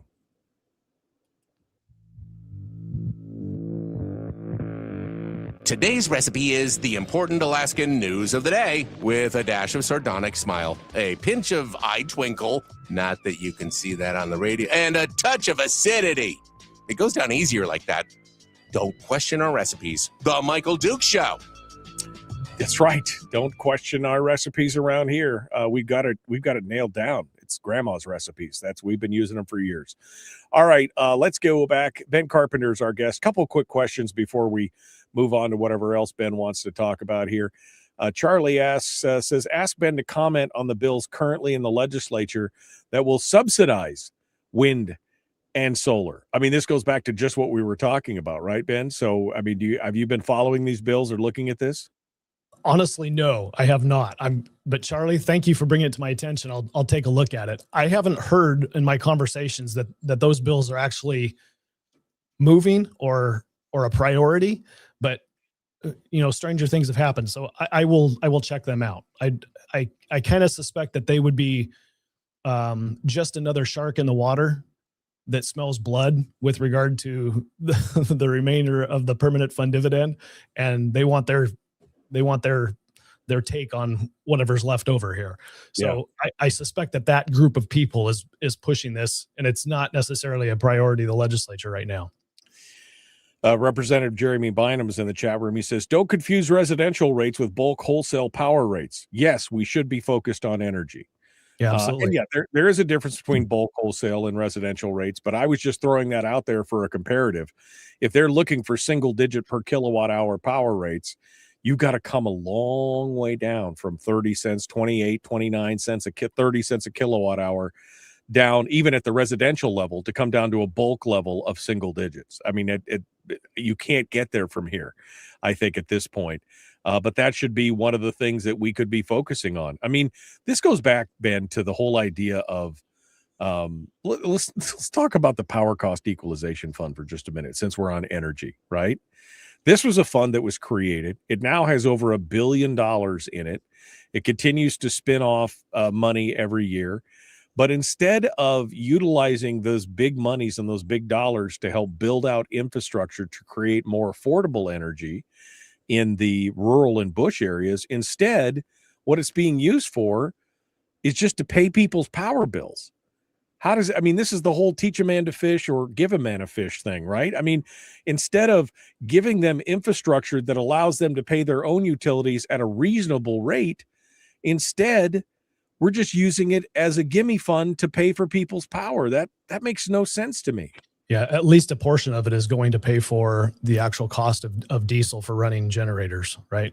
And alternatives to that would be wind and solar, because you don't have a coal plant or you don't have a natural gas plant going out in Western Alaska. I mean, the infrastructure that would be necessary, in my mind, is coming. It is a micronuclear hub and spoke type concept for electrical distribution out in Western Alaska. It's hubs of energy production. We don't have that technology available to us today, but within this decade, I think that it's coming.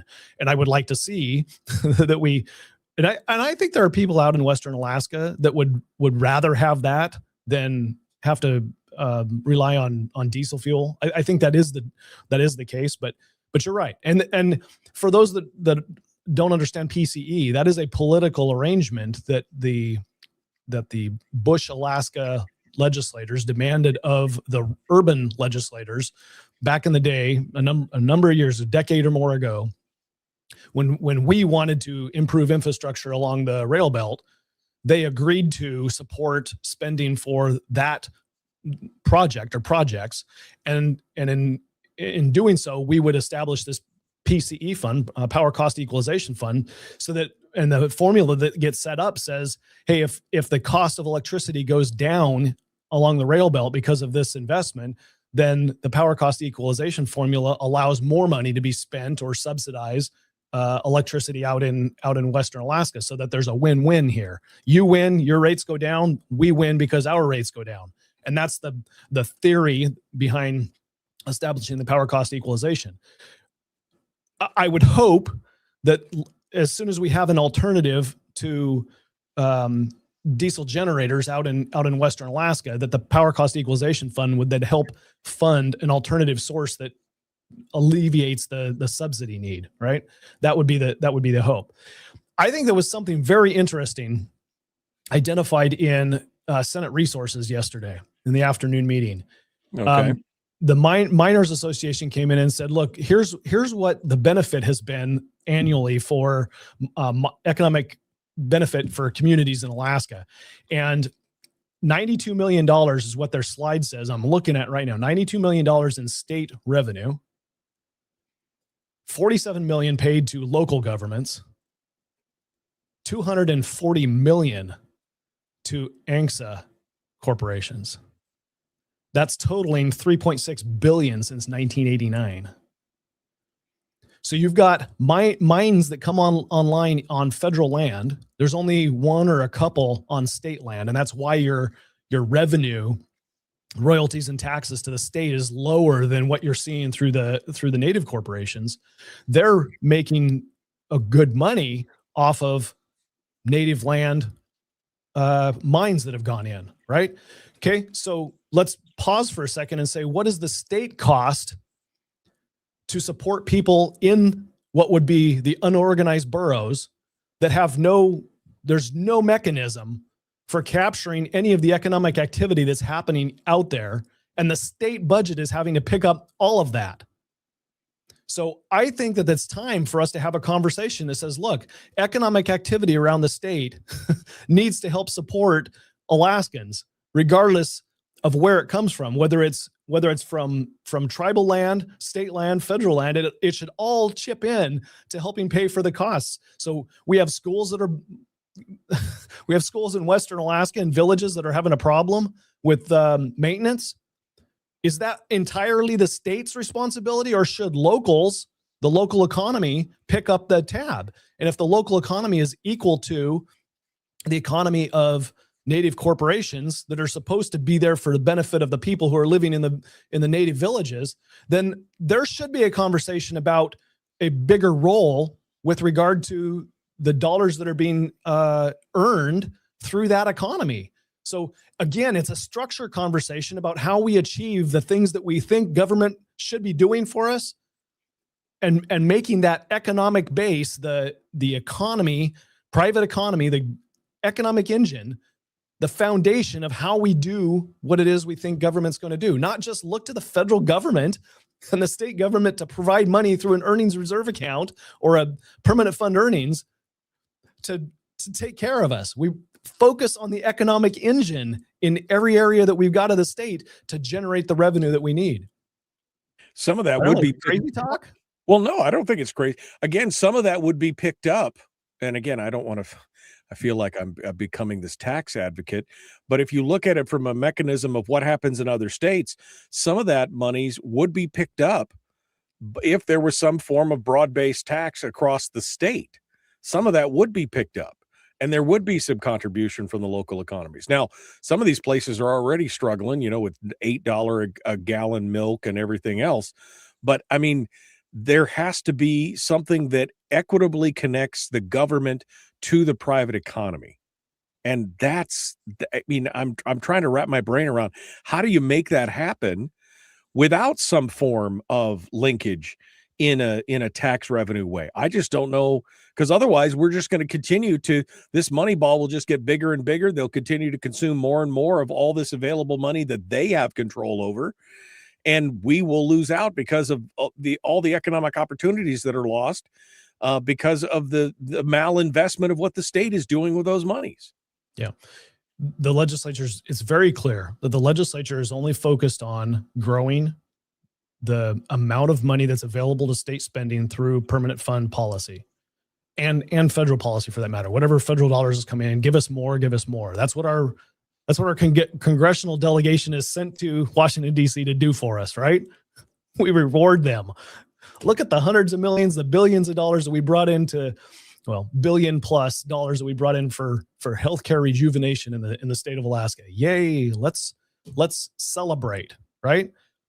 Has nothing to do with the economic engine of the state. It is not going to rely on the economic engine to increase that capacity. It's all federal dollars. So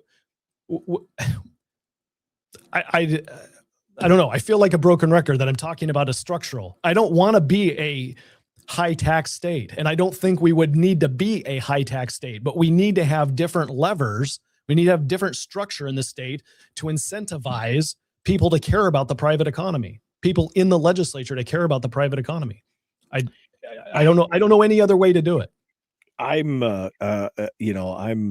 I'm tempted to make you the most hated man in the chat room at this point, Ben, because I think in the next segment, I think we should talk about what you and I have discussed here recently, which is at what point did smaller government conservatives in the state of Alaska, people who advocate for ostensibly Republican principles, right, or libertarians like me who are for smaller, more limited government, at what point did we become completely antithetical to the idea that taxation in any form, I mean, taxation is theft. I mean, I agree in principle, but also at the same time, if you have a government, it has to be funded in some way. And so my question is, when did we slip off the edge of that platter? When did we become, not only are we smaller government, we don't want to pay anything, and therefore we've created a system where government is not going to be smaller. It's going to grow at its own pace. And we all know how bad that could be, for sure. All right, so we're going to continue here with Ben Carpenter, host of Oversight Live. We'll again check it out on Facebook, or excuse me, on YouTube. You can find it at youtube.com/@OversightLive. And we'll continue here in just a minute. We're trying to see if we can get Ben up to over 100 subscribers here today. And let me just see before we let him go here. Oh, he's still at 81 subscribers, so people can't follow instructions. Follow the link. Go subscribe to Ben's page. We're going to be back with more of The Michael Duke Show. Common sense, liberty-based, free thinking radio.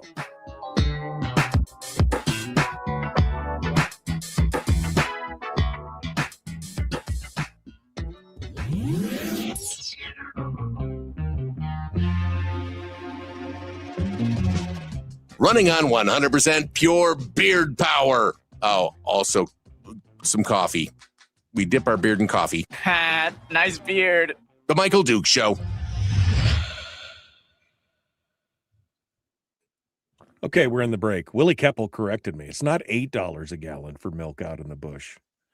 $25 a gallon for milk in Quinnahock. That's insane. That's okay. Wow, $25 a gallon. Yeah. Wait a second. Naresh just dropped something in the chat room. This is the novel here. Taxes. What taxes? We don't need no stinking taxes. But gee, I have a complete vetted out bill to tax working non-residents, all 91,000 of them, that would typically at 4% pretty tiered system that could raise over 150 million or so yearly higher. Yeah, many states do it on their own non-residents. Oh, never mind. Silly me. Can't get more personal bills done for this fiscal year. I mean, right? I think there's 113 bills regarding taxes in the legislature this year. 113. Various taxes and everything else. I mean, I don't know, Ben. I mean, I feel like I'm shouting into the void sometimes. We had Bernadette on program earlier, and I feel like she kind of took a little shot at me during the conversation where she was like, well, some people are, pushing for taxes and we just don't need taxes. And because the governor could do this and this and this. And I agreed with her. I mean, we could do that. The governor could pull back and veto a ton of stuff. They could instruct the administration and the commissioners to only spend half of what they have been appropriated by the legislature, which again is going to lead to, massive lawsuits and everything else. Because, the legislature said, and the governor, and, so it's going to lead to a showdown. I agree with that. But again, this antithesis, this to any form of taxation other than, and again, nobody wants to admit that we're already being taxed by the taking of the permanent fund. That's the other thing, right? I mean, that's where we're at. There's a different response, or we think of things differently, just human nature. When you take money out of my pocket versus you take money that I could have got, but I didn't, there's a different response to that. So if you take $1,000 out of my pocket, that's completely different than if you give me $1,000 and keep another $1,000 that I should have gotten. Like, there's a different emotional response because one, I'm $1,000 lighter, and the other one, I'm $1,000 greater. I could have been $2,000 greater, but I'm $1,000 greater. So at the end of the day, I'm like, okay, well, life sucks. Sometimes it rains, sometimes it's sunny. I've got $1,000 more, and what am I going to do about it, right? Right. it's a human nature thing here where that's why, in my opinion, that's why the dividend goes away, because people are more apt to support avoiding taxation than they are supporting an additional PFD or continuing the PFD program and paying a tax. Right. But that's not the structure that we have. We're not going to have that choice. We're going to have the choice of no dividend and a tax, because that's who you're sending. This is the dependency state you've created. Yeah. If you want to, again, I just dropped the QR code up there in the corner. If you're watching on your TV or some other screen, you can use your phone camera to link over to Ben's site up there on the left-hand side of the screen is a QR code for Oversight Live. Go over there and sign up, will you? I'd like to see him get some new subscribers. There's 60 people or so in the chat room right now.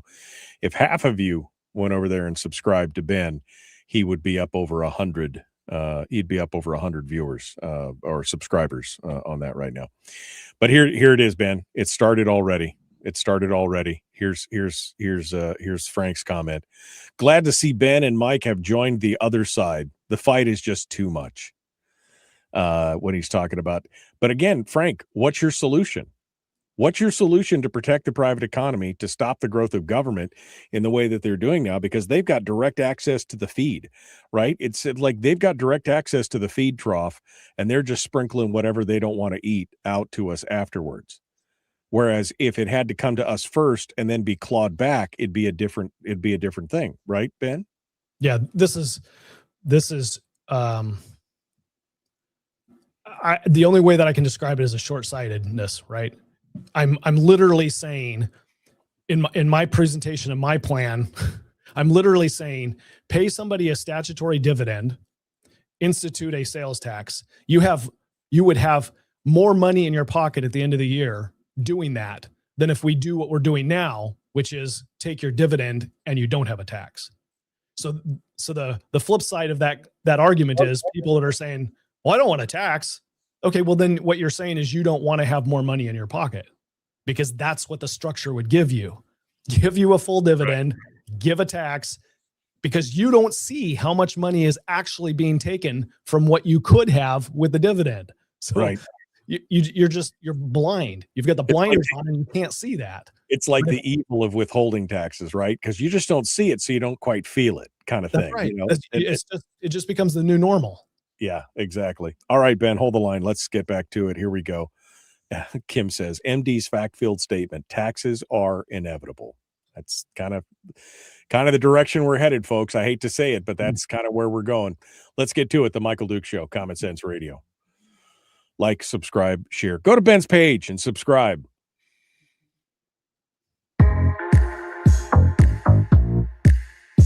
The Michael Duke Show. Not your daddy. Wait, sorry. Not your daddy? Ooh, not your daddy's talk radio. Huh. Whew. I was scared for a second. Thought we were going down. Here's Michael Dukes and the show. Okay. Continuing now, Ben Carpenter, our guest, host of Oversight Live. You can find it over on YouTube and at youtube.com/@OversightLive. One word, the @ symbol, Oversight Live. All right. Ben said I was going to do it. I was going to make you the most hated man in the chat room, which has already happened. People are already throwing shade in the chat room. Let's go. And I know that this is going to make some of the listeners just lose their minds as well. That, without the taxation component of it, the private economy is never going to recover fully because there is no incentive for the legislature to care or pay attention or even think about the private economy. Every other state in the nation has some kind of mechanism where they draw money out of the private sector through revenue, through a taxation, through some kind of revenue scheme of some form of taxation. But here in the state, all the money, and I said it earlier, it's like they have access to the feed trough and they're eating their fill, and we get whatever spills over the edge, right? We get whatever's left. Instead of feeding us directly and then them having to try and claw that back from us and justify why they need to spend, again, twice what the average is, the national average is, almost twice of what they spend in California, 4 times what they spend in Texas and Florida on state government. They would have to explain themselves. So tell me why taxes are inevitable, or why you think that they are helpful, and especially because you had a comment that I've picked up on here over the last few weeks. You made a comment early on that basically said, when did conservatives, small government conservatives, become completely anti-tax? Because you can't have government without taxes. If you're for smaller government, then you're for the smallest form of tax you can get. But when did we become anti-tax? The best that I can say from a conservative point of view is when we started looking at the permanent fund itself as a distribution for government as opposed to just growing. So the original purpose of the permanent fund was just to grow. It wasn't big enough to really do anything other than grow. Then we came up with this dividend program, and at some point in time, the allocation of investments changed from bond-heavy investments into the stock market, and then eventually got into private equity. And so there's this change that happened when we were thinking about what's the purpose of the fund, and it changed to, well, heck, we can see that it's going to get large now, and we really need to be thinking about this distribution to government. I think that's probably where the decision makers, the influencers in the state, became more focused on tax avoidance than limited government.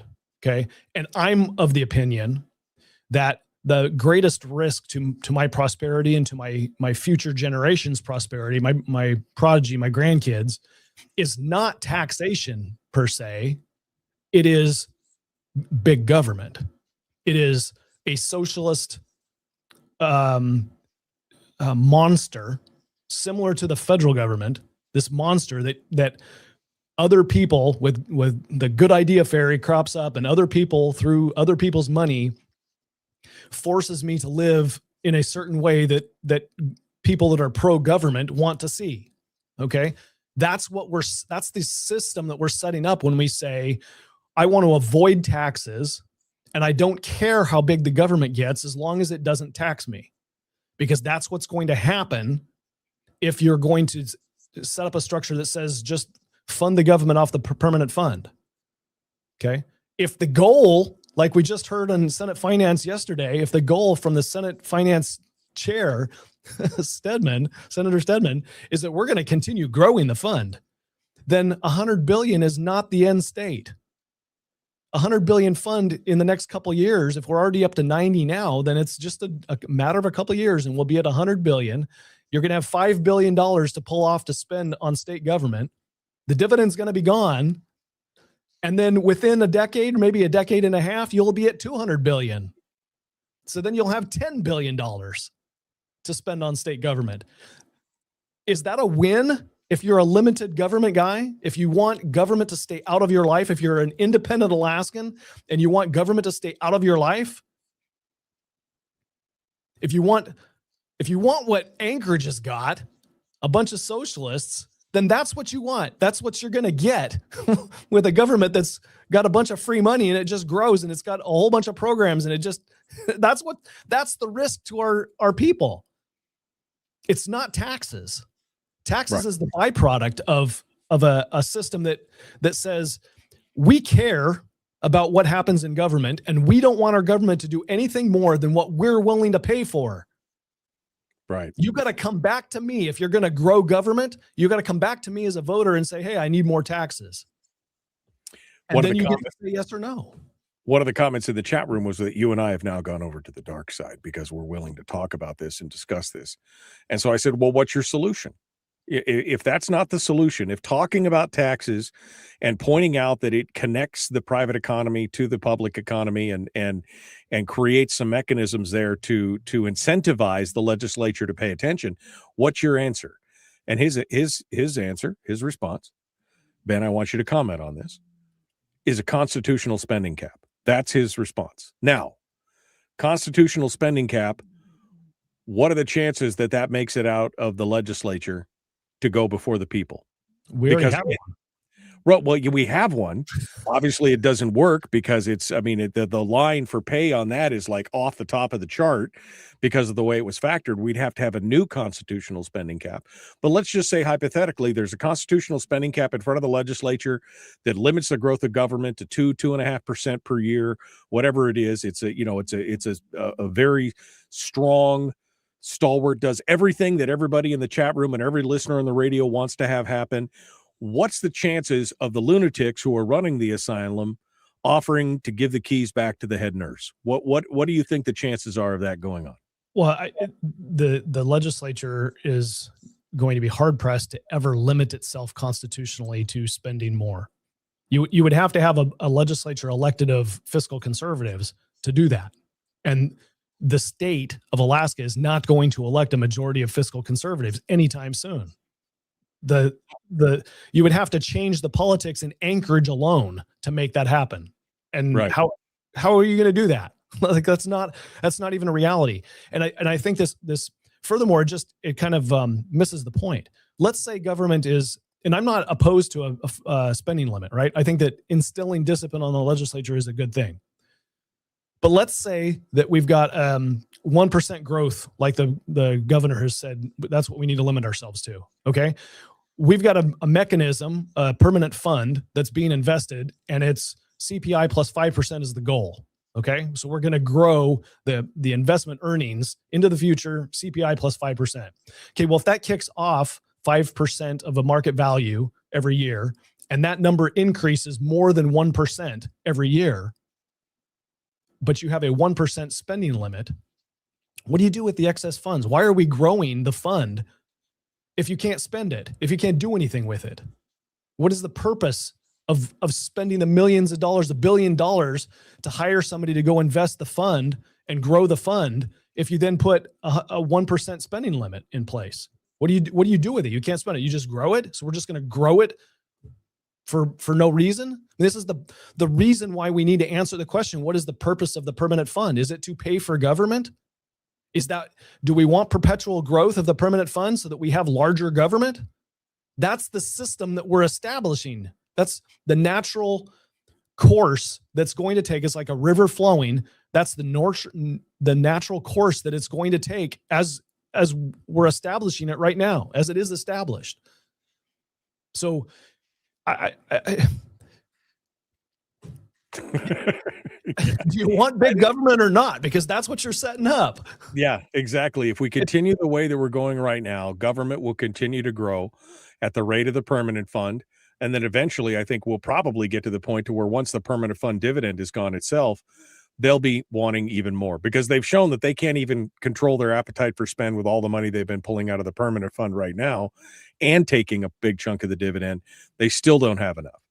And so it will grow always. It will always consume all the available funds and then want more on top of it. So if you really want smaller, more limited government, we need to start talking about this. Final thoughts, Ben. Yeah, I just think that people need to decide whether you want limited government or you want big government. Yeah. If you are a person that says, well, I want to have no taxes and limited government. Okay. But you're willing to allow the permanent fund earnings to just be spent on government. So you don't understand. Like you don't understand the math. Yeah. The math is not working for you. I liked your idea. Again, 1% growth, permanent fund continues to grow. What do we do with the excess money? We give it to the shareholders like it was supposed to be done in the first place, right? That's what was supposed to happen. We give it to Alaskans. And it goes to the private economy. Yeah, which builds up and recovers from all this problem we've got going on. All right, Ben Carpenter, thank you so much. Folks, we're out of time. We will see you tomorrow. Be kind, love one another, live well. It's hard, Ben, because there's a ton of people out there who, the minute you start talking about this, their ears just la, la, la, la, la. I can't hear what you're saying because you're talking about the potential for taxes. Again, it doesn't matter that the math shows you that if we had taxes and they were paying the dividend, we would have more money back in our pockets than what we're doing right now. And we would have more input and control. Yeah, we're gonna hear it tonight on Oversight. The Callan CEO was in Senate Finance. I think he's CEO or vice president or something. Anyway, he said, look, you've got an anomaly. You've got a you've got a miracle in the state of Alaska with regard to the permanent fund. No other state in our nation has anything like this, right? It's a miracle that it's even in existence, right? So we have to recognize that the state of Alaska, the problem set that is before us, this wicked problem that we've got, it defies conventional wisdom, because no other state and no other thinking that's going on within any of the other groups that exist to help influence policy throughout the nation and other states has to deal with a problem that Alaska's got. So this whole conversation that says we have to avoid taxes at all costs, even if it grows government, even if that equation, which is what we have in Alaska, even if it grows government, so that means you're big government. Yeah. That's what you want. Yeah. Well, and again, we see that at every turn, even these meetings where they're talking about closing schools. Oh, we need more. We need more. We need more. It's the nature. It's the nature of the beast. It's the nature of dependency. That's where we're at right now.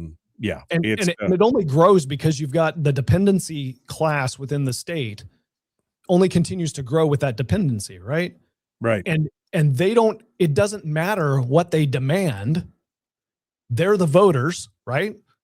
It doesn't matter what they demand financially, because somebody else is always paying the bill, whether it's the federal government or oil companies or permanent fund earnings. So the demand can always grow and somebody else gets to pay for it. That's how you end up with big government. There's no accountability to the voter for what they're demanding the government pay for. This is the federal government. When we've got 25% of our federal budget being financed by debt every year, we're literally saying, don't tax us, but continue to give us our stuff from the federal government. Yeah. It's a hard lesson to learn, Ben. It's a hard thing to talk about, but somebody's got to do it. And I appreciate you. I appreciate you coming up and talking with us about it. Good luck tonight. We'll have to tune in to watch what's going on out there. Thank you so much, Ben Carpenter. Appreciate you being part of it. Thanks, Michael. Great to be with you again. All right. Always good to have you here. All right, folks, that does it for me and for Ben. We are out of time for today. We're going to go back and we'll see you tomorrow. Be kind, love one another, live well. Don't forget to go over to Ben's Facebook or his YouTube channel. I'll post it one more time. 7 p.m. tonight. Go check it out over on YouTube. youtube.com/@OversightLIVE. We'll see you guys tomorrow. Have a great day.